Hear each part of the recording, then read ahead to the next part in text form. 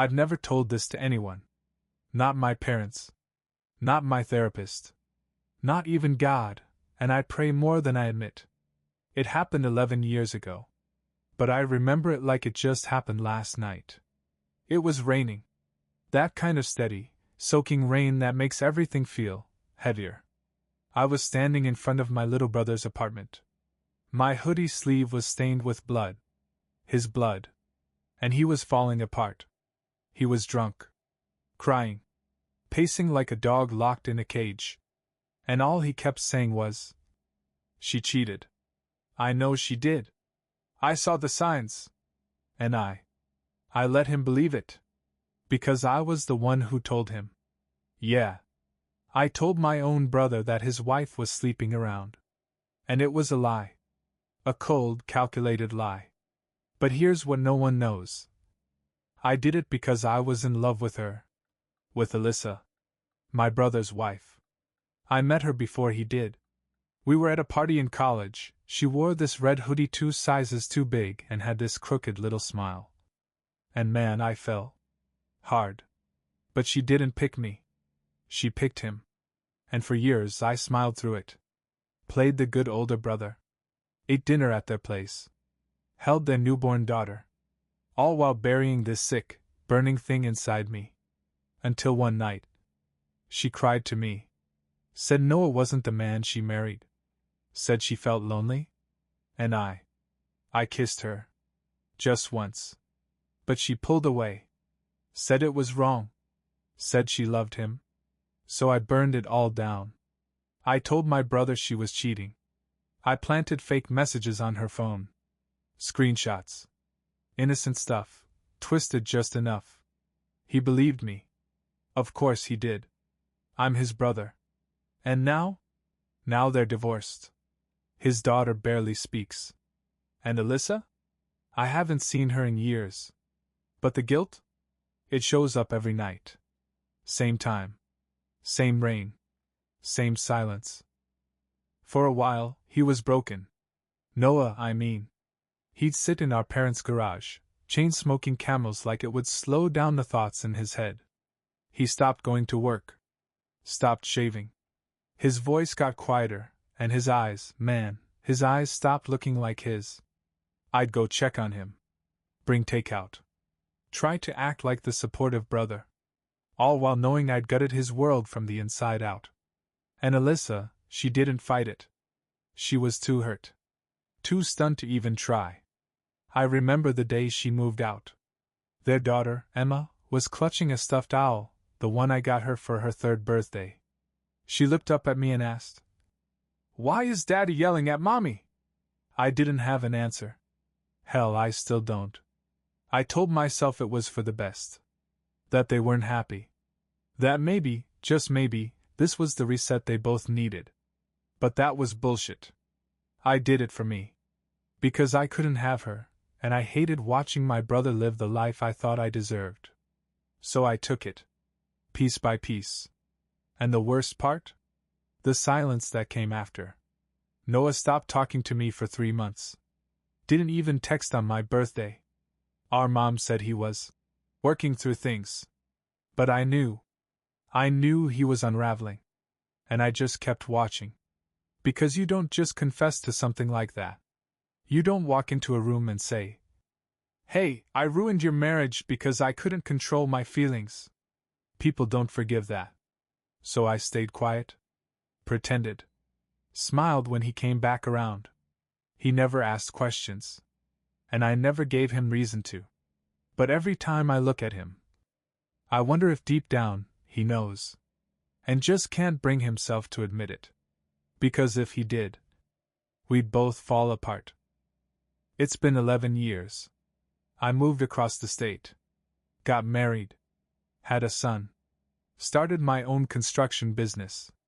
By all accounts, I did okay. I kept my head down, stayed out of trouble. I became someone people could trust. At least, that's what they thought. But guilt doesn't care about distance. Doesn't care about time. It festers. Waits. And then, it knocks on your damn door. Literally. Last Tuesday, I was fixing the railing on our front porch when I heard it. 3 knocks. Steady. Firm. I wiped my hands, walked over, opened the door. And there she was. Alyssa. Same eyes. Same posture. But something in her face had hardened.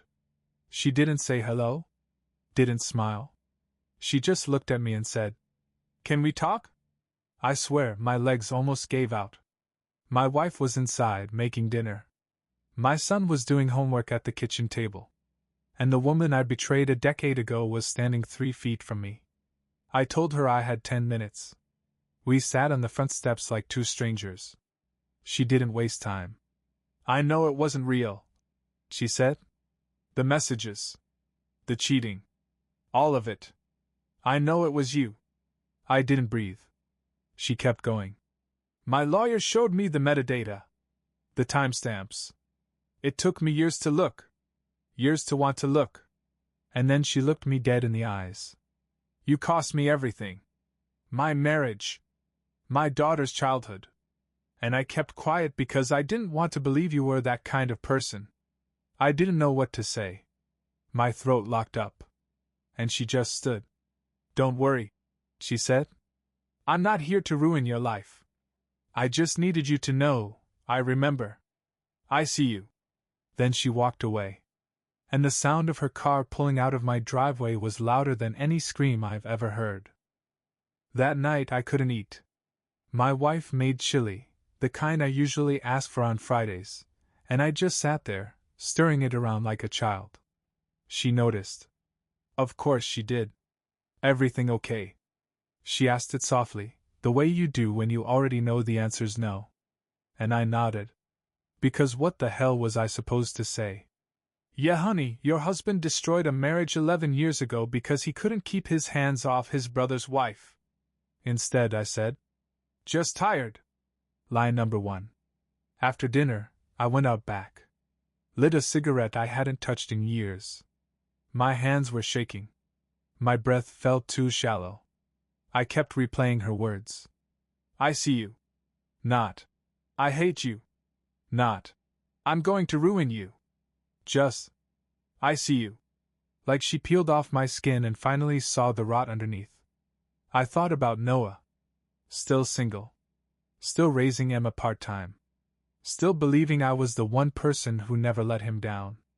And now Alyssa held the truth in her hands. What would she do with it? I barely slept.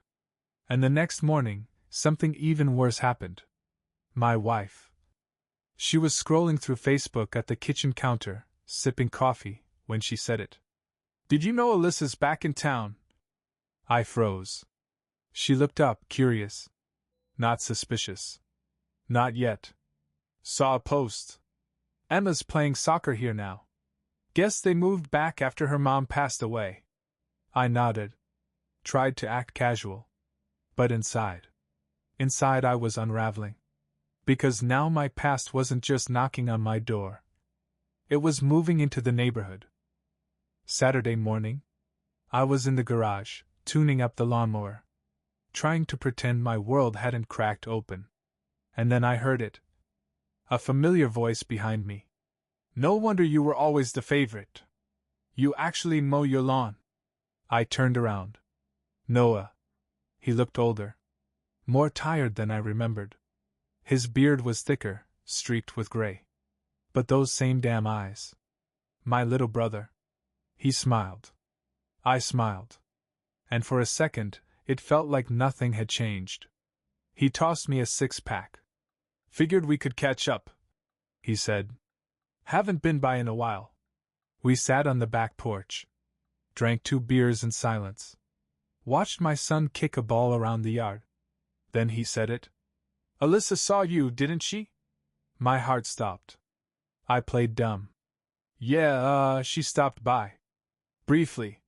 He didn't look at me when he said it next. "She told me she knows. About the messages. That they weren't real." I blinked. Stared down at the beer in my hands like it might offer an escape. "She said she didn't have proof back then. But now she does. Metadata or some shit." He finally turned to look at me. I told her she was wrong, he said. Told her you would never do that to me. And right then, I almost told him. Almost spilled everything. The kiss. The lie. The whole damn thing. But I didn't. I just sat there. Coward. Noah finished his beer. Set it down real slow. Then he looked at me and said, "But I think I've always known. Deep down. I just didn't want it to be true." And then he stood up. I think we both lost something, man. Just took me a decade to realize it. He walked off without looking back.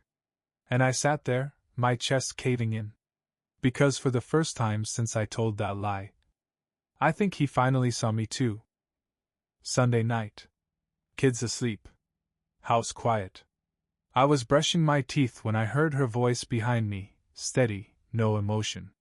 "Why did Alyssa come here?" I met her eyes in the mirror. Tried to play it off. She just wanted to talk. About old stuff. Emma's school. That kind of thing. My wife didn't blink. "You've barely slept in days. You're snapping at Ethan over nothing. And when you saw her name on Facebook, you froze like you saw a ghost." I rinsed my mouth. Toweled my face dry. Didn't answer. Then she stepped closer. Not yelling. Not crying. Worse, calm. Controlled. "Did something happen between you two?" And just like that, everything inside me dropped. I felt it rising in my throat, the truth, begging to come out. But I couldn't. Not here. Not now. So I lied again. Nothing ever happened. Not really. It was complicated back then. But no, nothing. She stared at me for a long time. "Not really," she repeated.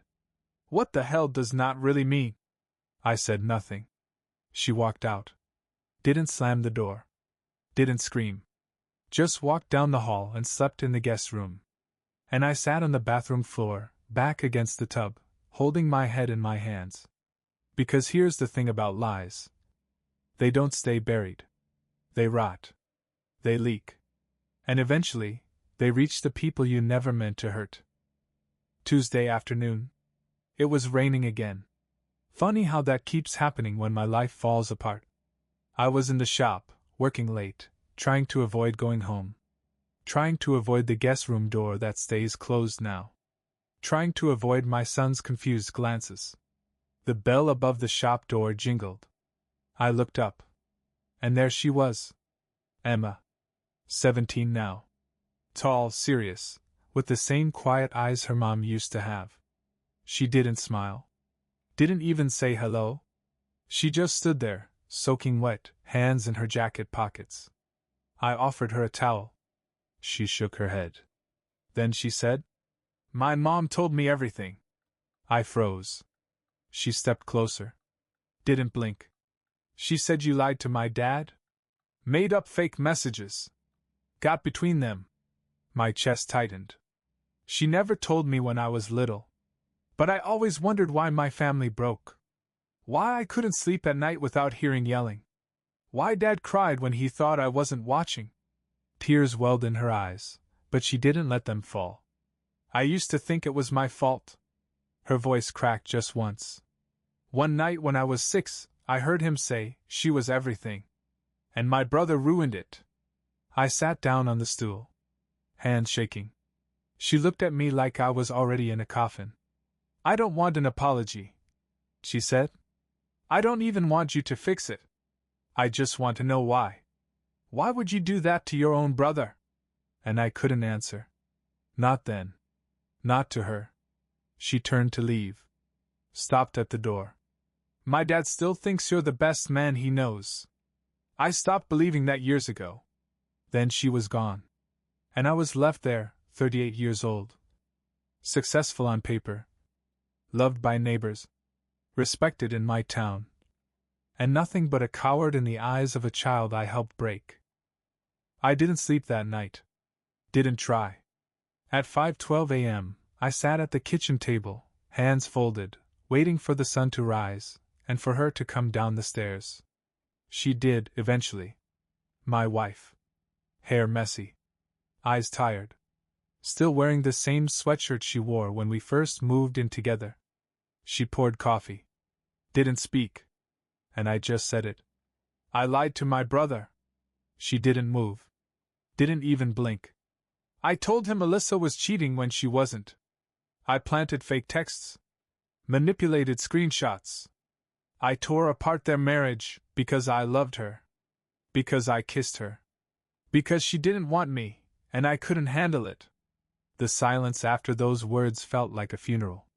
Like something sacred just died. She finally looked at me. And her voice. It wasn't angry. It wasn't soft. It was empty. I don't know who you are. I nodded. I didn't either. Not really. She left that afternoon. Took our son to her sister's. Didn't say when she'd be back. That night I called Noah. Told him to meet me at the park. Where we used to play pickup games. Where we built forts when we were kids. Where he told me Alyssa was pregnant. He showed up. Didn't sit. I looked him in the eyes. And I told him everything. The kiss. The jealousy. The lie. He didn't speak for a long time. Just stared at the ground. Like if he looked at me, he'd hit me. Then he said, I always thought you were the best of us. Turns out, you were just the best at hiding. And he walked away. That was 2 weeks ago. My wife hasn't come home. My brother hasn't called. And every morning, I sit at the same table, wondering what kind of man I would have been if I'd just said no to one kiss. To one lie. The truth didn't fix anything. It just finally caught up with me.